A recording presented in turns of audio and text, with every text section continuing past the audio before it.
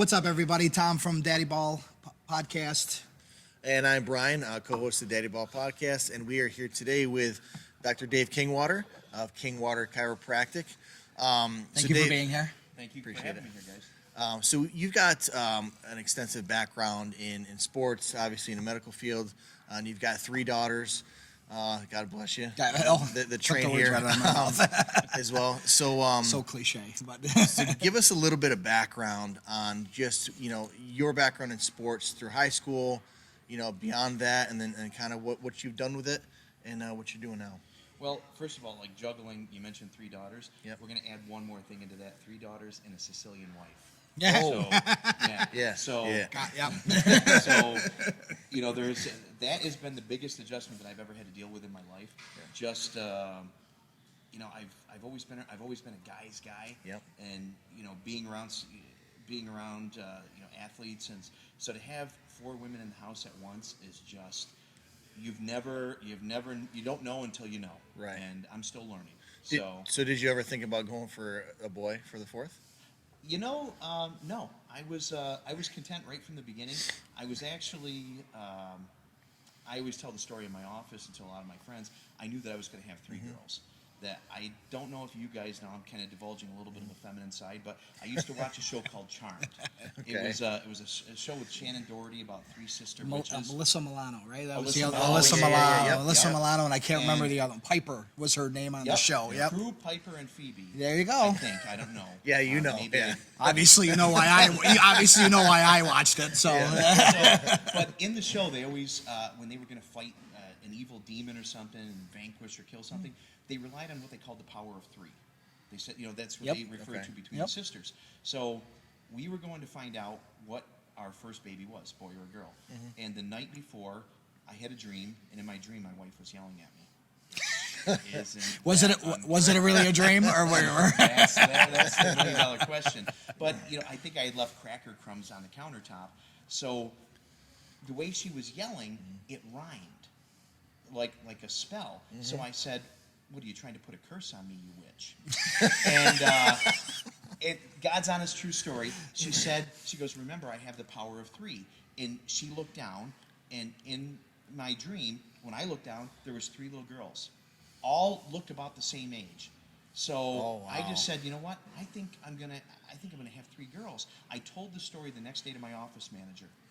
I said, I'm gonna have 3 girls. And we had had a lot of problems, just even having a child. Yep, So the me thought too. of Yep. 3 was unheard of. And I think it was God's way of telling me, hey, look, man, I'm trying to let you know what's coming. Get ready. But she said I got the power of 3. And after that, we had 3 daughters. I have Peyton's my oldest daughter. She's 17. Allie's my middle daughter, 16. And Danica's 15. And if you look at them, they're all kind of similar. I mean, 3 kids and 3 daughters in 2.5 years. Yeah. I don't think that dream could have been more. That would have freaked me out. I mean, I'll tell you, I have deja vu moments where I knew I had a dream and then something ends up happening. So I kind of get what happened there with it. But that would have freaked me out if I knew I had. Well, I was gonna have it a was 3. so to go back to trying to have a boy. I've always been content. I feel blessed with the family that I have, and to see my girls have been with me through. I've competed in powerlifting for 27 years. Every part of my life, my wife and girls have always been a part of. So I've never thought of it a boy or a girl thing. And even working down here with the Blue Sox, my girls are here, and Brian's got them. I mean, they're as aggressive as you can be. They're as aggressive as most of the boys that I see. Yeah. So I've always I've just felt blessed like that. And quite honestly, a 4th child, I don't even know if I could even possibly deal with that. So I don't know how people do that. So, but I do have a chiropractic office. I've been a chiropractor for, it'll be 20 years this month, actually. Oh, So, congratulations. That's and awesome. I was born and raised right in the Mohawk Valley. I went to school, graduated from Oriskany. I graduated from Utica College of Syracuse. Well, at Syracuse at the time. Now it's Utica University. You.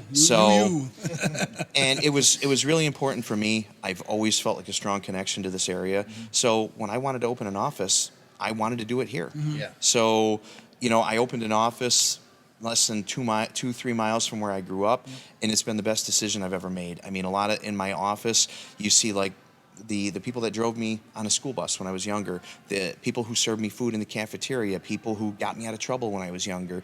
But to be able to, in turn, help them now instead of, you know, create controversy or, you know, always be the one in trouble. It's kind of a cool thing. It's a really neat thing to be able to turn that around like that. And I know I've had some of my fair issues of back problems in the past, and you know, through playing sports, and you know, I've had a car accident and things like that, and you know, depending on who you talk to, people are all about chiropractic care. Some people are negative about it, like, oh, you know, it's just, you know, masking the problem. You do PT, this, that, and everybody's an expert in everything. So I know for me personally, it's really helped me be able to, you know, function better with what I need to do. So, you know, give just a little bit of feedback on maybe some of the naysayers that are maybe hesitant about chiropractic care. Well, no matter what you do in life, whether it's coaching, whether, you know, it's a video business, you're always going to have people who, I think, people by nature, they're negative. You know, because it takes a very confident person, a very secure person, to give somebody a compliment. To say, hey, look, you look great. You know, you look like you've lost weight. And they're like, yeah, I've lost 30 pounds. Meanwhile, I've put on 30 pounds. Right. So just because I'm not happy with my results doesn't mean, and I think that translates over and spills over into everything. Right. And because people tell me all the time that they don't believe in chiropractors. And I said, well, you know, that's obviously their opinion, but I'm right here. Have you? My first question is always, have you tried a chiropractor? Yeah. It's like, you know, when I used to say, hey man, I don't really like mustard. My father would say, have you ever tried it? Yeah. Well, no. Then how do you know you don't like mustard? Right. And if people have given chiropractic a try and it didn't work, chiropractic's not for everybody. Right. And I tell my patients all that, you know, we're going to give it a try. If I don't get the results that I expect, or you get worse, you know, we'll try something else. But at least to give it a try, and quite honestly, I won't say bad chiropractors, but there's different people in every profession, no matter what you have. There are electricians that aren't really up to par. You know, even coaches, I'm sure, but it's just, if people give their all, you'll never hear me talk bad about anybody else in my profession. And even in life, I try not to talk bad, because if everybody's trying and they're doing their best just maybe their best, you know? Yeah. Well, I found too, it's kind of like coaching, because I've been to a couple other people in the area that are good and have helped me, but they do things differently. Yeah. You know, like, so the 3 or 4 people that I've been to have all done things completely different. Yeah. And it's kind of like coaching, because, you know, if there's not one size fits all, like if we had to teach everybody the same thing, then it would be very easy. Yeah. Just teach everybody the same thing. Yeah. So, you know, what part of your job is kind of an evaluation process combined with how you believe, you know, based on, you know, what you've been taught? Because obviously everybody went to chiropractic college, but everybody teaches. There's probably approaching 20 chiropractic colleges right now, and each of them have a different philosophy, a different, you know, focus of what they have. But what I always talk to people about is one of the founding fathers of chiropractic, the son of the founding father, is B.J. Palmer, and he, you know, one of the quotes that he had from a long time ago, and I'm probably not going to get it right, and my chiropractic friends are going to kill me, but was about intention, and basically the point of the quote is, intent is more powerful than content. Yep. That when you come into my office, my intention is to give you everything that I have. Try not to leave any stone unturned. The practice focus that I have in my office is structural correction. I know how the body's supposed to be built, and I know how it's supposed to move. So when people come into my office and they have pain, we look to structure and function. Okay. Is the body built? Is it posturally? Is it correct? And is it moving the right way? It's the 2 most basic concepts that I have in the office. And if it's not, then we try to go to work and fix it. We work on the bones, tendons, ligaments, nerves, muscles, and discs. And by doing that and trying to reset the body like you'd reboot a computer, bring it back to a more natural level, your body is going to do a lot of things better. Your body is going to heal better. It's going to perform in the softball arena better. Yeah. You're going to have less pain. You're going to have less injuries. But more importantly, even if you don't have any pain, you're going to optimize your performance. You're going to live a better life. Looking at both of you guys right now, this is the posture of America right now. Everybody's in a sedentary position. I was gonna Yes. literally while he was talking, I was gonna say, I was gonna ask him, are we sitting in our chairs today? Well, Because and I that's- guarantee he went right into it. I love it. When you pull your shoulders back, so I always tell people, my students, my administrators, use the back of the chair, because when your shoulders are back, look at how much it opens right here, and you can see the logo on my shirt. Yep. So that was, but when you open, Put some arrows in on that video. when you open up, research has proven, I believe it was in 1988, there was a Nobel Peace Prize winning doctor, Dr. Roger Sperry. And what Dr. Sperry did was brain research as it relates to your posture.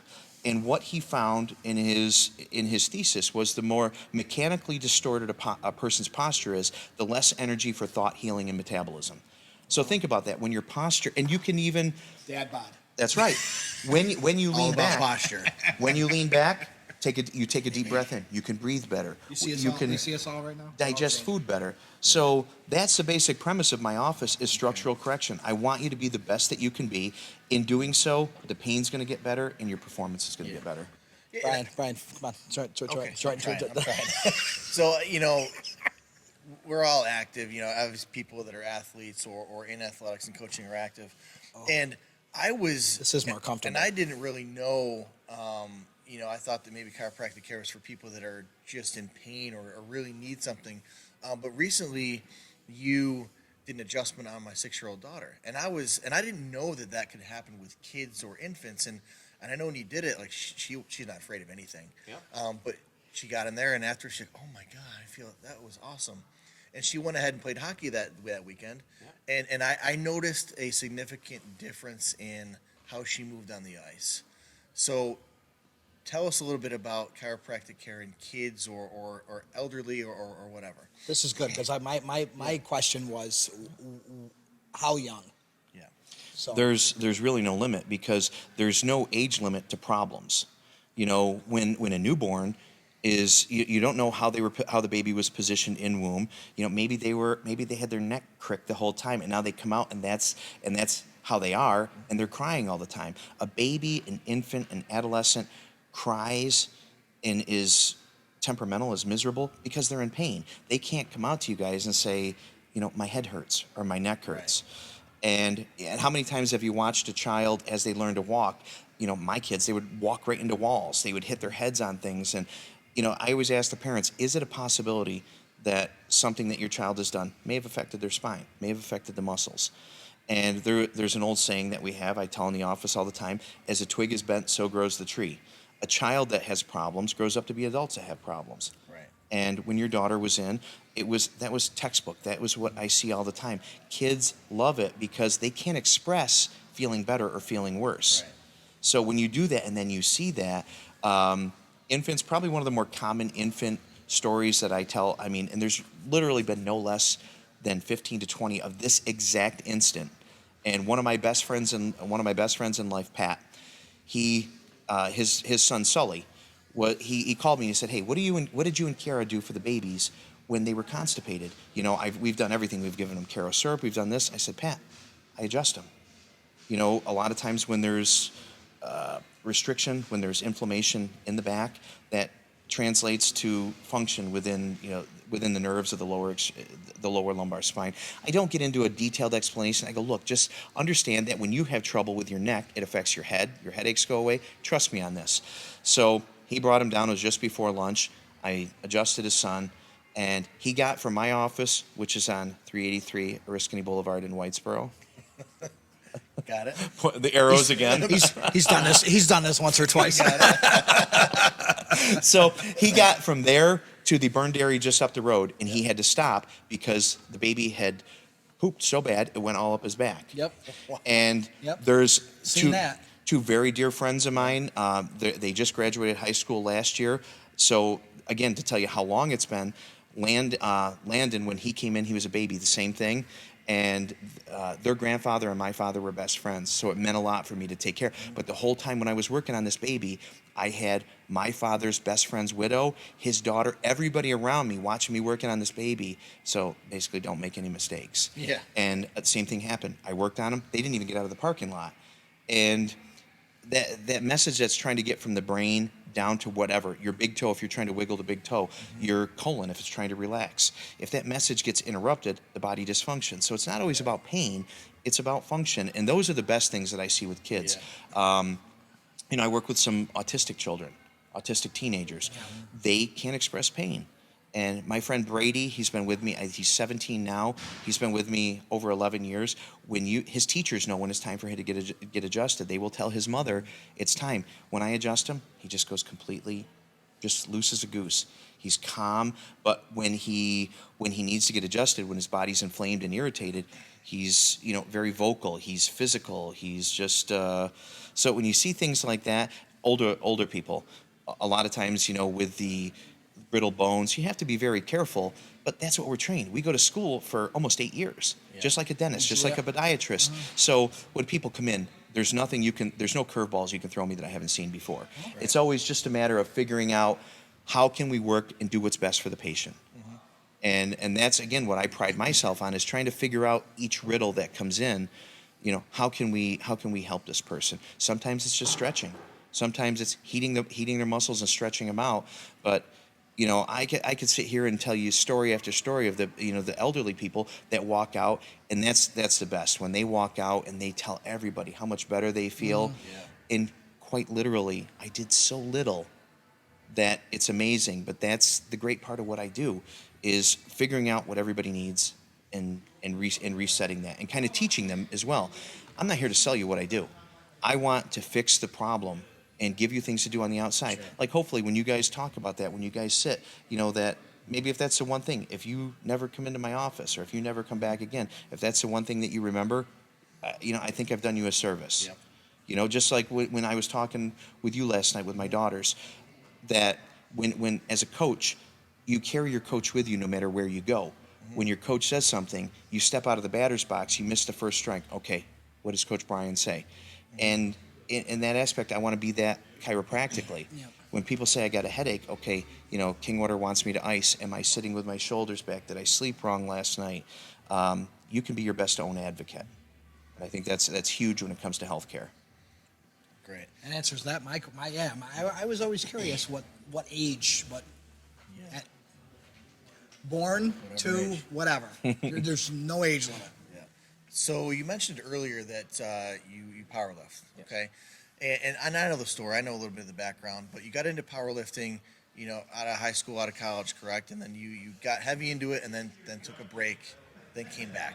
So give us that story of your powerlifting experience, as an athlete in that realm.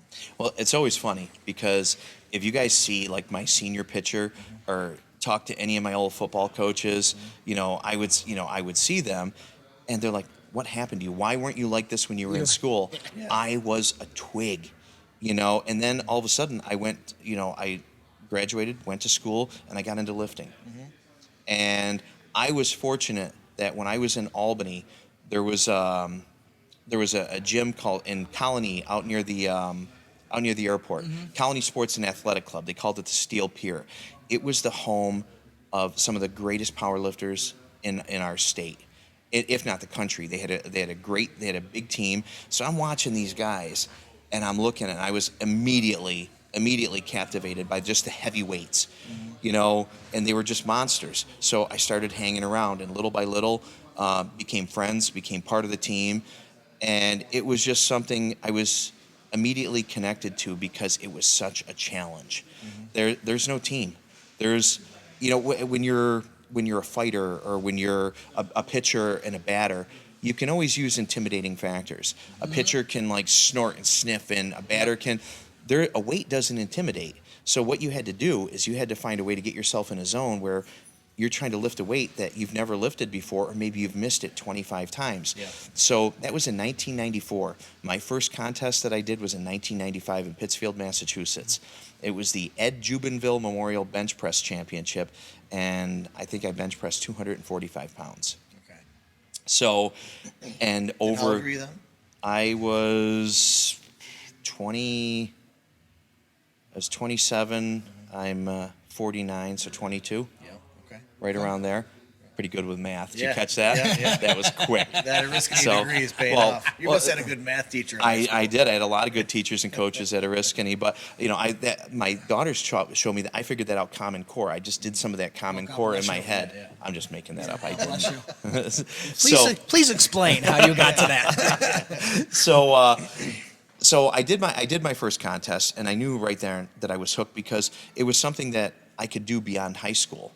And I played basketball, I played football, in high school, but it was just my skill set was that it was stayed in high school. It never carried me much beyond, but I've always been a competitive person, so I found that, and my body wasn't built like typical powerlifters. I mean, but I focused on form so much over the years. I learned from some of the greatest in the sport that I parlayed like a medium build, and I really became good at my trade. I became very technical, and over the years, since that original, I competed at 181. I was 181 pounds, and I benched 245.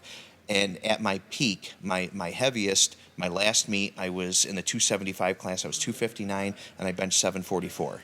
So that was the heaviest lift that I've ever done. I broke a 10-year-old American record that I've been chasing for 5 years at almost 50 years old. So let me get this straight. You just did your last meet at 49 years old. Yep. And bench press 744 pounds. Yep. And that was the best you've ever had? Yes. So what do you... That's like more than you and me combined. You know that, right? Yeah. So normally, like they say... That's like 3 dad bods. Yeah. When you start to hit, your late 30s, early 40s, your body starts to break down. But you lifted your heaviest just now recently, and if you wanted to keep going, you probably could. So how does that happen? I don't know. That's a lot of people have asked me that over the years, and I stuck to my principles. I stuck to what I know best, what I learned in the beginning. And one of my biggest principles in my office as chiropractic being a natural profession, a drug-free profession, it's not my job to prescribe medicines or do surgery. I try to do things naturally. Same thing in my powerlifting career. I was 27 years drug-free. So, and I know that's not the decision that others made, but that's the decision that I made. Right. And I wanted to see how far I could take it doing it my way. So, but along the way, there's, like in everybody's journey, there's always hiccups, there's always bumps in the road. And in May of 2003, I was lifting at a qualifier in Cortland, New York. It was an East Coast qualifier for nationals. And in a freak event, there was 605 pounds on the bar. I locked it out. And when you're bench pressing, you lock out the weight, and then the head referee will say press. The lift was so complete that the head referee said press, but in the blink of an eye, my left forearm shattered, and the weight came right down on my throat. My spotters, which were my guys that I traveled with everywhere, were clapping because I just finished the lift, so their hands weren't near the bar. And it happened so quick, the bar came right down on my throat. Thanks. And I had 4 surgeries. Dr. Arnie Pedersen, who was right here out of Utica, he was an amazing, amazing orthopedic surgeon, put my arm back together. And, it was very difficult for me to deal with because for the longest time, that was what identified me out of high school. Everybody knew I was the chiropractor, but I won't say more importantly, but in the gym, I was the big bencher. I was one of the big benchers. So now I wasn't anything. And it took me a while to deal with that. But what I said, you know what? I said, if this is how it's going to be, I love this sport. I love the sport of powerlifting. I always tell people my family, my profession, and my hobby, I'm fortunate. I love all 3 of them so intensely that it's just exciting to do all that. Sure. So I said, if I can't be the man, I'm going to help others be the man. I'm going to create a team. I'm going to start coaching people. And I still do that to this day on the side. Teach them what I was taught. What my friends, Sean and EC and Hank and all those guys that I started with and John, I wanted to hand that to somebody else. So I did that. I started working with some local people, made them national champions. I became a national judge. I started promoting my own meets. And something happened along the way that I hadn't touched a weight. My hand was so weak from my surgery that I couldn't grab a bar. And when I tried, my friend Tom Brown, who passed away, he was my training partner for 8 years. Tom actually duct taped my hand to the bar so it didn't fall out of my hand. And So I would still work behind closed doors when it was just he and I would do that because it was embarrassing. Yeah. I mean, I went from, at the time I was benching 600 pounds to the rug pulled completely out from under me. Right. And I can't bench the bar. So I was working with some people in the gym, and they weren't grasping a concept that I was telling them. And it was frustrating because, like, you know, how when you're coaching, you're telling them and you say, what do you do? Well, let me show you. This is what I want to do. Like the other night when you were working with my daughter, 1-2 catch, 1-2 throw. Yep. And, you know, she had to see it. So I said, get off the bench. I go, let me just show you. So I did it, and I brought the weight down. I go, see, you bring it right here, and you lock it out. And I go, that's what you got to do. So I stood up, and all of my guys were staring at me like they just saw a ghost. And I turned around and I looked, and it was 225 pounds.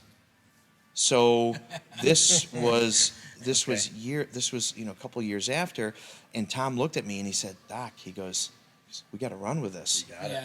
I can tell you the song that was playing. I can tell you the clothes that I was wearing, and that night I benched 300 pounds. So how long were you off? Like what was the distance between that injury and then that lift? I started lifting again, but I guess a better way to assess it, a better way for time purposes, is to know what I was training for and where I ended up. Yeah. Okay. What I was training for was it was called Bench America. It was the most elite gathering of bench pressers in 2003. It was televised on ESPN. I still have the flyer. I was invited. Yeah. I was scheduled to be there. I broke my arm like 3 months before it happened, so I never got to compete there. Right. And that was in 2003. And it wasn't until 2017 when I went to a meet in Newark, New Jersey, I had started to get back, and little by little, inexplicably, my strength started coming back. And I went to a meet, which was a qualifier in Newark, and I qualified for the Arnold Classic. So now in 2017, 14 years later. 14 years later, I got my shot again. Yeah. You know, for all I dealt with it. I swallowed my pride because Bench America was tough. I watched the guys that I was competitive with, in some cases outlifting, go on, and they got sponsors. They were on TV, and it's hard. Heartbreaking. It's hard to deal with that. Yep. You know, and it's just, but to have that come in a complete circle like that. Sure. Not only can I not explain it, but it choked me up a lot because. You know, at 46, 47 years old, I'm finally getting my shot. Right. You know, it just doesn't happen like that. Yeah. So that for the next 4 years, I was invited to the Arnold Classic. And I went on and I benched 645, 685. I got my first 700 on stage at the Arnold in front of like maybe 15,000 people. Wow. And then I benched 720 at the Arnold again. And you know, to be there and Arnold is walking by, Arnold's on stage like cheering you guys on. It was just still to me it seems surreal that it actually worked out like that. Yep. But one of the things that I use, and I always believe that everybody's got a story to tell. Yep. And what my story is through all that, to never really lose your focus, never really lose your passion, and never lose hope and faith. Yeah. Because I know to a lot of people it's just powerlifting, but to me it was everything. And I was able to continue my chiropractic career, build a successful office after my arm was almost destroyed. Yeah. And not only that, to be able to stand on stage in front of that many people and do my thing at almost 50 years old. That's great. It was it's something, they wrote an article about it in the Rome Sentinel, and I made the guy promise me. I said, look, because this is right before my first Arnold. I said, look, just make sure it happens after. Yeah, I would've done the same because thing. I don't want people. So I'm in Columbus, Ohio. I just make weigh-ins. I'm at the Waffle House across from our hotel, and my phone starts blowing up. And, it was just everybody that I knew calling me. They're like, oh my God, that article is great, because I didn't want people to know. Yeah. Because the first thing that happens when people who knew you and knew what happened, everybody wants to talk about it. Exactly. Yeah. I wasn't Dave Kingwater, the national record holder bencher. I was the guy that broke my arm benching. Yeah. Right. And and I would go to meets and I would try to block it out in my mind because you doubt your confidence. Is this going to happen again? And I would be ready. I'm in the zone, and the PA announcer would come up, and up next is Dave Kingwater. And in case you guys don't know, Dave was the guy who broke his arm, and Way to get in your head, right? Right, Yeah. and I know that they were coming from a point of inspiration. Yeah. But when you've had an injury, when you've had something bad happen in your life, and it's in the back of your mind, it's very hard to overcome. Yeah. Oh yeah. And it's not just for powerlifting; it's for anybody out there who's been through something. When you force yourself to work through something, I really believe it makes you stronger, not just physically but mentally, and and it did. It was able to come back, and I said, you know what? Hey, it was a great article. I'm going to run with it. I'm like, thank you. I'm like, please don't let me bomb out or something bad happen. I know. So. Why sometimes I want to ring announcers next because, like, listen, I know what you're trying to accomplish, but you don't know what it's really doing to the person it happened to. Yeah. So I get it. So, you put up that 744 about a month ago, and you scheduled to go up to the Arnold, but then you decided, that's it, I'm done. What was it probably wasn't planned, but what was that thought process? Because sometimes it's really hard for athletes knowing to give up. I always promised my wife that, who is absolutely amazing. Yeah. Wonderful, wonderful woman. I was waiting. Another plug. That's another plug. Yeah. No, she has been with me through my entire career as a chiropractor. She knew me before I was a chiropractor. We met when I was in college, and throughout all my lifting. So, but we've built this life together where my office is, that's what I do. That's how I put food on the table. And knowing what I went through and how I got hurt, there's always that threat in the back of your mind. And I didn't want to be that old guy hanging on to something. Right. Yeah. You see it with athletes a lot. They always say that competitive athletes die twice. Once when you stop playing the game, and secondly when they put you in the ground. Right. I didn't want to be that guy hanging on, but I didn't know what I was hanging around for. I knew that there was something, so I got to that meet, and it was a meet run by my team. It was a small local meet, not the big Arnold Classic, and I was getting ready for the record, and my personal best ever, what I was chasing after, and when I was getting ready to go up to the bench, everything had been perfect. The guys from the Gorilla Pack, they have a professional team out in Fonda. They kind of babied me through the whole way back to get me like this, and it was their meet. So when I went up for my second attempt, I opened up with 7:11, and 7:44 was my second attempt.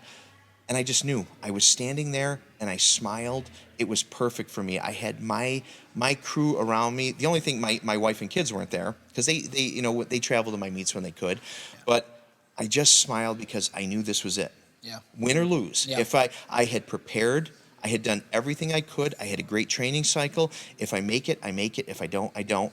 And my training partner is one of my best friends. He's my lawyer, Mark Chico. Mark was there, and Mark knows how to get into my head. And so I went up, and I just knew I was going to make it. What was the previous record before you went for it? Five times I had tried it. I had attempted the record, the first time I tried it, it was 7:15. Okay. So I tried 7:20. I made my first attempt, then I tried 7:20, and I missed it. And then the record had been bumped up to 7:25. So the next meet, I made my first, then I tried 7:30, and I missed it. 5 times I tried it, and every time so finally I caught it when it was 7:40, and I said, and it was a kilogram meet, so I had to go 7:44. Yep. And so I go, this was it. I mean, I knew one day I was going to catch it. And even if for only a split second in time, it's like being the UFC heavyweight champ. Yep. If you're a champ for one day and you get knocked out your next one, you still go down in history as a UFC champ. Right. Correct. So my ranking for that moment was number 1. In a week, somebody's probably already beaten it. I haven't looked because I don't care. Yeah. I took the screenshot of me at number 1, and that's what I'm going to hold on to. That's what I'm going to hold on to. So, but when I went up to the bar, I had a sense of, this is it. This is everything. And when I made it, I felt something leave me that I've never been without it. My love of the sport is still there, and I've gone on and I've judged meets, but I did try one more lift that day, and it was 771, and I made it, but there was some technical issues. I had an uneven lockout, and so, but the guys were like, "Oh my God, just fine tune. Let's give you a fourth attempt. 800s there, 800s at the Arnold." And for the first time, Imagine, my God. for the first time, I looked at these guys and I knew that I didn't have it anymore. I knew that carrot that's dangling, because in that sport, like any sport, I did 500. Okay, what's next? People say you can do 600. Yeah. I did 600. And then they say you do 700. Now these guys are talking 800. I'm competitive enough that I would have kept trying. Yep. And my body, drug-free, almost 50 years old, I knew. I said I just didn't have it anymore. Yeah. So I still love lifting. I love the sport, but that extreme pushing, I said, I got to make the right decision, and I was comfortable with it. And how I know is I've been back to some meets. People have asked me to come and judge their meet, yep. And then they got there and they said, "Well, look, we can squeeze you in if you want to lift. Yeah. Guys would love to have you lift." Yeah. And even the Arnold, I was a part of it. Yeah. And I just said, I can't. I was still planning on going to being there to support my team, and then I ended up not being able to go anyway because I had to have a tooth pulled. I have a tooth pulled. I had an abscess. Tooth pain is horrible. Yes. So, yep. I had to have a tooth pulled 2 days before we were scheduled to leave, so I couldn't even go. But knowing that I made that right decision, it's just you see people in every sport. They hang around too long, and I think it taints their legacy. I'm sure you guys could name so many sports stars that did that. Not that I'm a sports star, but I know that I went out my way. I went out on top, and I went out healthy. You had a goal, and you accomplished it. Yep. And when you got there, you were satisfied. Yep. I didn't want to. Yeah, I was going to say satisfied. I was thinking of like a more pronounced word, but you got the carrot that was dangling that you wanted. So. Right. Yep. And that was, I was proud of myself and the people around me. My wife, my family, my parents, who were always concerned about me getting hurt. They saw me. They saw what I went through. When my face when it hit me in the throat, the people that were there said like my eyes came right out of my head. That type of, and they saw my arm. They saw me try to save my practice. I almost lost everything. Yep. And you get blinded as, I won't say as an athlete, but as someone who's obsessed with something, just wanting to come back. You forget like how bad it was, and nobody ever wants to see you in that situation again. Yep. So. I'm sorry. But that's my story. That's what I like to tell people because adversity, overcoming adversity, is everybody's story. Yeah. But as long as you believe in yourself and your ability to achieve your goals, your spirit can never be broken. Yeah. And I think that is so important because, whether it's softball, whether it's losing your job, the pandemic, how many people are depressed, and in chronic musculoskeletal pain. People coming into my office constantly, they lost their job, their muscles are tight, they've put on 20, 30 pounds. Mm-hmm. I like to tell stories and jokes in the office because healing starts with a smile. If I can get somebody to believe that they can do something, that they can lose that 30 pounds, that they can bring those shoulders back, that they can get to the gym, that's a huge part of what I do. Yep. And I think that is an underestimated part of health. Mm-hmm. Is the mental aspect. Perfect. So I have one question.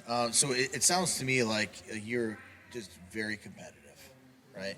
And so motivation, some people have different opinions. It's either, it's always in you. You're always competitive, or do you think that it can be learned? I know that I'm very competitive. My sister's very competitive. What are your thoughts on that? I think it can be learned. Yep. I think that you have to find something that you're passionate about, and that is. I saw the people waving. See. So we before the podcast started today, we were waiting for the first person to just stop in the glass and make say hi muscles or do the elevator routine where they're going down. It's two Ingalls. So, Doc, it seems like you're a very competitive, driven person, which is why you've been able to be very successful at not only your practice but your powerlifting. And I know I've always been very competitive too. Do you think that motivation or competitiveness is something that you're born with, or do you believe it's something that you can learn later in life? I think there are people that are just born like just really type A, overachievers. But I also think that a great mentor, a great coach, a great teacher will help dig into you and find what you're passionate about, because everybody's passionate. I have 3 daughters that are completely different in every aspect, and I try to get them to find out what they're passionate about and let them know that, oh, what about this? You could do this, or you could do this. Not everybody's going to be into chiropractic. Not everybody's going to be into bench pressing, but as a teacher, as a coach, as anybody, when I talk to my patients, if they're into running, I'm like, well, how did you in the Boilermaker this year? Or they just did a Syracuse half marathon. To let them know, isn't that a great feeling when you can train and do a little bit better? So I think everybody to a varying degree has that competitiveness. Yeah. It's just up to the people that you're fortunate enough to be around, whether it's a mentor, a coach, a teacher, to have somebody that can really bring that out of you. Right. So, and I'm able to work with a lot of younger people, powerlifting wise. I'm able to work, fortunately for the last few years, I've been the chiropractor for the Blue Sox. Yeah. These guys coming in here and me being able to talk to them, and we talk lifting. It's just you find people of all different levels of involvement. But no matter who they are, if you find what they're passionate about and get them excited about it, they're going to want to do better. And this is a great story because he found what he was passionate about later. Yeah. In his early 20s is when he found it. Right. Worked his butt off, had an accident that put him, on the sidelines, and could have ended it for 14 years, and came back and accomplished what he wanted. And I was able to do that with my profession as well. That, they always say that if you love what you do, you never really work a day in your life. That I have worked, getting to work with the Blue Sox, working with the Mohawk Valley Hill Striders. It's a running group. My friend Joe was the captain. I don't know anything about running, but I've promised him on his 50th Boilermaker, I'm going to run it with him. So, and if you think for a second that I'm going to not put a good effort into that, but being able to intertwine my passions has really identified my practice. For 5 years, I was a team doctor and strength coach for Matt Hamill, the Ultimate Fighter. Duff Holmes brought me aboard, and I still work with a lot of amateur fighters. And I would go, they'd come into my office, I would travel with them. It opened the doors to, and that's what the guidance, the advice that I give younger people, if they'll listen to me, is try to intertwine your passions. If you like chiropractic and you're into golfing, work with golfers. So Dr. LaFountain did for years. I mean, he was a PGA Tour chiropractor. I mean, how much? Yeah, absolutely. So, but that competitiveness is something, some people have more of it than others, but I really believe that you can always find some way to build that fire in people, especially younger people. Right. So you've got 3 daughters that are competing in a sport that you didn't play. Yep. I have the same thing. I mean, my daughter plays softball, baseball, and I think we, as parents and former athletes, we would love to get our kids to perform in the sports that we're passionate about. Harper does with hockey, and I love it because it's so different. So what is it like for you watching your 3 daughters compete in a sport that you didn't play, that you're maybe unfamiliar with? Well, it's just, I always tell them that, especially through all the coaching, through everything, I've learned just like they do. Mm-hmm. Yep. So having an extra set of ears that, and of course my daughters mostly will tell you that I don't know what I'm talking about. Right, for sure. Yeah. So, but I said, you know what? I've listened to every coaching lesson that you've gone through. So maybe I do have something to offer, but I never try to exceed my child's level of commitment. Sure. I think that's really important, because if they're in it for fun, I'm in it for fun. Mm-hmm. If they're in it because they want to go to school, they want to go D1, I'm in it for them to go D1. And I think that's why I would hope that if my daughters were here, and if my wife would say the same thing, that I'm not overbearing on them. I never want to make it confrontational with them. I want to push them to whatever their level of involvement is, but I still want it to be fun. I want to look back at this years later and say, didn't we had a damn good time? Yeah. Where I see a lot of parents that don't have that. Yeah. Where their level of commitment's here and the parent's level of commitment is up here, or vice versa, where, and it's tough. And I know it's tough having 3 3 children, bouncing from place to place to place.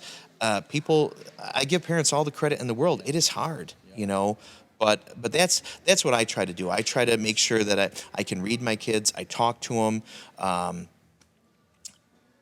and if they want more, I try to give them more. If they want less, I try to give them, I try to not be that, that guy. So, especially as a male, as a guy, I mean, everything I do, I mean, they're in a great mood one minute, and then they're mad at me the next minute, and I don't really know what I did in that 10 seconds. Yeah. But I'm learning. Yeah. I'm a work in progress. So, Brian's got a daughter, and I have a son and a daughter. So it's and they're 4 years apart, and I cannot even believe the difference in how I have to treat them. Yeah. I mean, and it's I guess it's daddy's job to baby the girl and be hard on the boy, but it's but trust me, lately I've been being harder on on the girl. And not to go down a different rabbit hole, but this I really believe, and I think most coaches would agree with me, that there is a difference between boys and girls. When you're coaching, and having my daughters has opened me up to a side of life that I never really learned about. And I try to talk to some other coaches. There's some coaches that I know that only have sons, and I said, when you're working with younger girls, you have to be different. You have to talk a little bit different, and for whatever reason it is.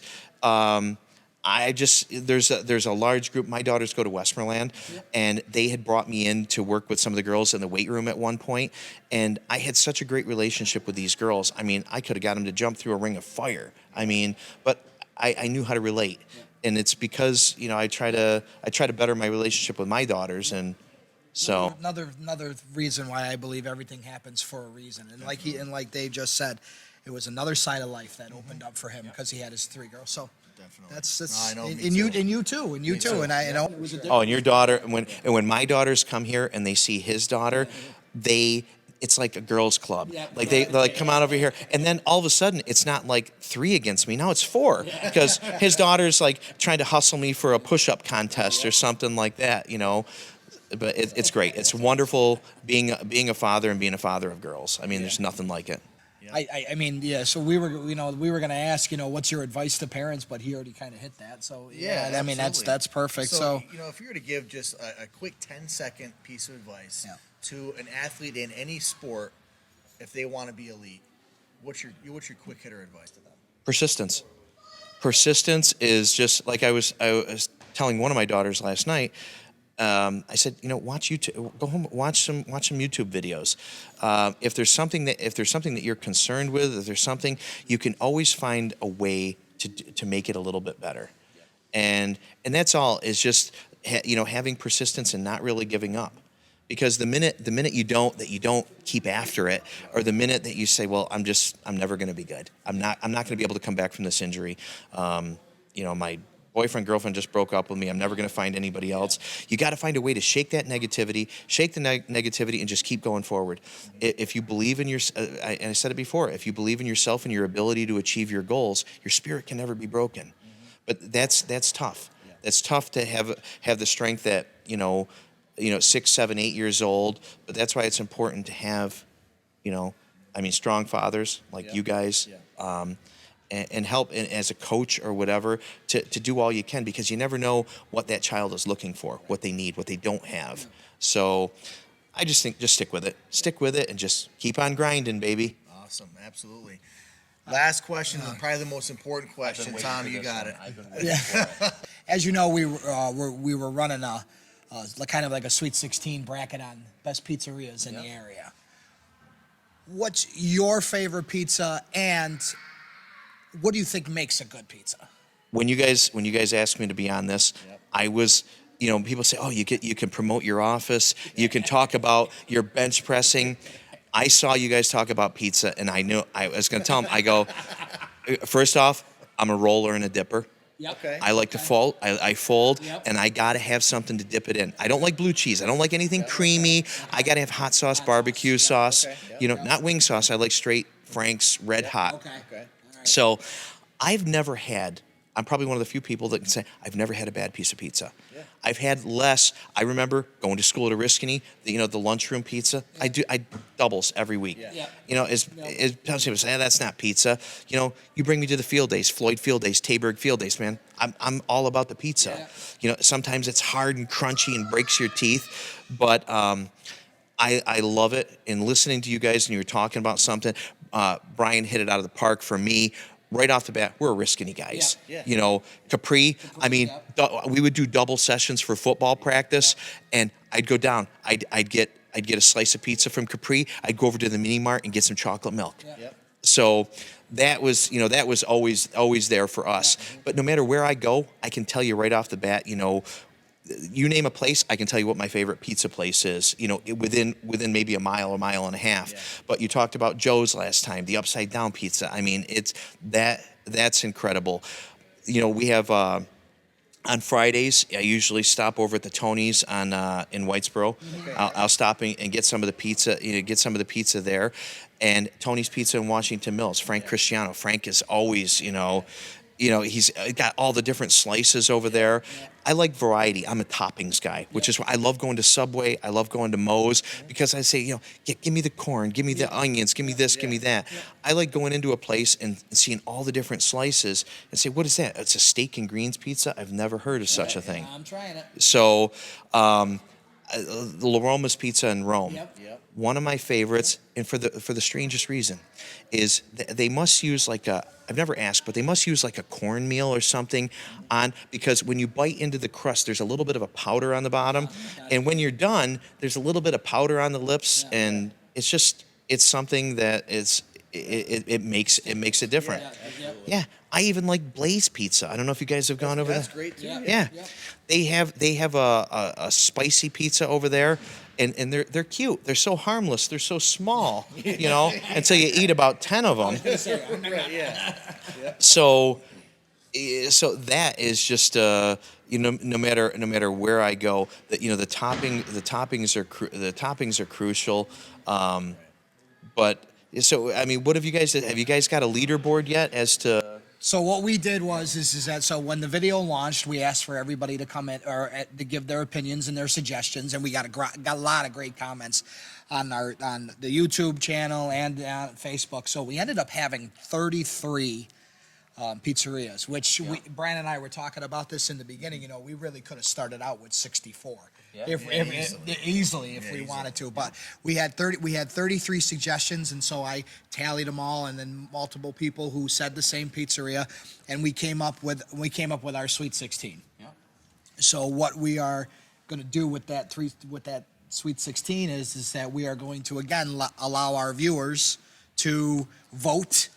We've already made our bracket. We've put each one in the bracket based on how many votes they got in the voting, and then we're going to let the voters decide, or the viewers decide who wins it, and then hopefully the plan for Bryan and I, when we get down to the Final Four, is where we are going to go to those Final Four pizzeria, and we're going to eat their pizza on spot. If we need help, we'll let you know. If we need help, we'll let you know. Yeah, I got a feeling we're going to be close to the office for one of them. So for sure.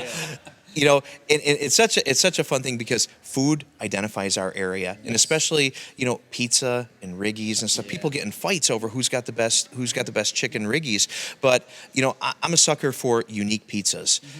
And down the line, I mean, if you guys continue this, you go into different places. I would like to see what the unique pizzas that they have. Yeah. I was down in just north of New York City, and it was the first time I ever tried a dill pickle pizza. Interesting. You had that? No, I'm not a big pickle guy anyway. Oh, I know. Yeah. I don't like the fried. I like everything pickled but fried pickle. Yeah.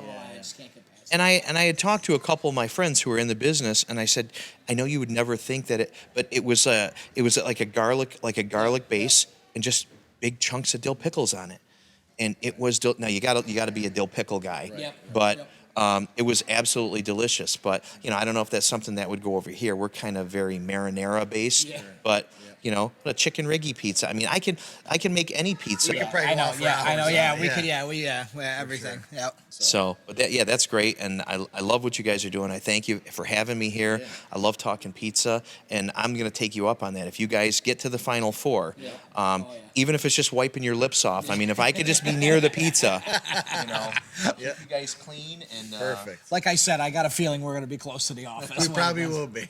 All right. Well, Doc, appreciate you having you on. Yes, thank you we'll very have much. back, for Yes, sure. it's been Appreciate great. I'm Tom. And I'm Bryan, DaddyBall Podcast. Stay tuned for the next one. Hi, everybody. Thanks for watching. Please like here. Subscribe up here. And to see other episodes and shorts, click here. Thanks a bunch.